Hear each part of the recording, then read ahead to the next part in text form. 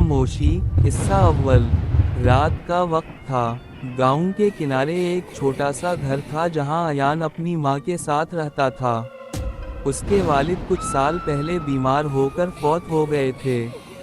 घर के बाहर एक पुराना कुएं वाला मैदान था, जहां लोग दिन में तो जाते थे मगर रात को कोई नहीं जाता था।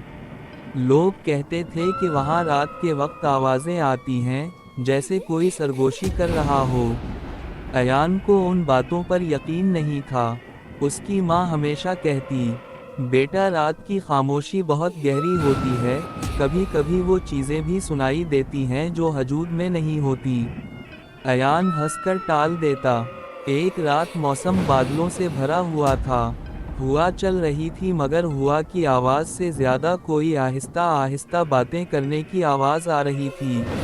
अयान बिस्तर पर लेटा था, मगर नींद नहीं आ रही थी। इसे लगा जैसे आवाज़ कुएं की तरफ से आ रही है। पहले उसने नज़रअंदाज किया, मगर आवाज़ साफ होती गई। आओ, इधर आओ, मैं अकेली हूँ। अयान का दिल तेज तेज धड़कने लगा। इसने खिड़की खोली। अंधेरों में सिर्फ हवा हल्की हल्की सरसराती हुई महसूस हो रही थी, मगर आवाज़ वाकई आ रही थी, बहुत आहिस्ता, दबे अल्फाज में। अईन ये अलिफ नून। इसने चौंक कर खिड़की बंद कर दी। उसका नाम किसने पुकारा था? घर में तो सिर्फ वो और उसकी माँ थे, और माँ तो सो चुकी थी। इस रात अयान को नींद ना आई। हिस्सा दोवम। अगली सुबह उसने अपनी माँ को सब कुछ बताया। माँ का चेहरा फ़िक्रमंद हो गया। मैंने तुम्हें कहा था, रात की खामोशी बोलती है। इस कुएं में पहले किसी की मौत हुई थी। अयान हैरान, किसकी? माँ ने आहिस्ता आवाज़ में बताया, सालों पहले उसी गांव की एक लड़की, जूहल, इसकी लाश उसी कुएं में मिली थी। लोग कहते हैं कि इसकी रूह अब भी इधर भटकती है। अयान सोच में डूब गया। इसे यकीन ना आया, मगर आवाज़ वाकई आई थी। रात हुई, खामोशी फिर फैल गई। इस बार आवाज़ और ज़्यादा वाज़ेह थी, जैसे कोई पास खड़ा हो। मैं तन्हा हूँ, अयान, तुम्हें पता है तन्हाई कैसी होती है? अयान बे-इख्तियार दरवाज़ा खोलकर बाहर आ गया। इसके कदम खुद कुएं की तरफ बढ़ रहे थे। वो अपने आप को रोक नहीं पा रहा था, जैसे कोई उसे खींच रहा हो। कुआं सामने था। हुआ अचानक रुक गई, और आवाज़ बिल्कुल इसके पीछे से आई, मुड़ो मत, मैं यही हूँ। अयान का सांस रुक गया। इसका जिस्म जम गया। इसने बड़ी मुश्किल से गर्दन घुमाई, और उसने एक लड़की को देखा। लंबे भीगे हुए बाल, सफ़ेद कपड़े, आंखें बिल्कुल काली, और चेहरे पर कोई तासुर नहीं। वो मुस्कुरा कर बोली, सुना था, तुम्हें खामोशी से डर नहीं लगता। हिस्सा सोम। इंतहाई खौफनाक मोड़। अयान पीछे हटने लगा, मगर पैर ज़मीन में जैसे गुड़ गए हूँ। जूहल ने आहिस्ता अपना हाथ आगे बढ़ाया। मेरी कहानी सुनो, फिर चले जाना। उसकी आवाज़ टूटी हुई सांसों जैसी थी।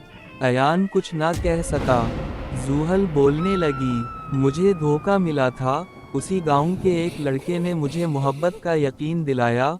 फिर एक रात वो मुझे उसी कुएं पर बुलाया, और धक्का दे दिया। उसकी आवाज़ में दर्द नहीं था, बस खालीपन था। मैं चीखती रही, मदद को बुलाती रही, मगर गांव की रात हमेशा खामोश रहती है। अयान की आंखों में आंसू आ गए।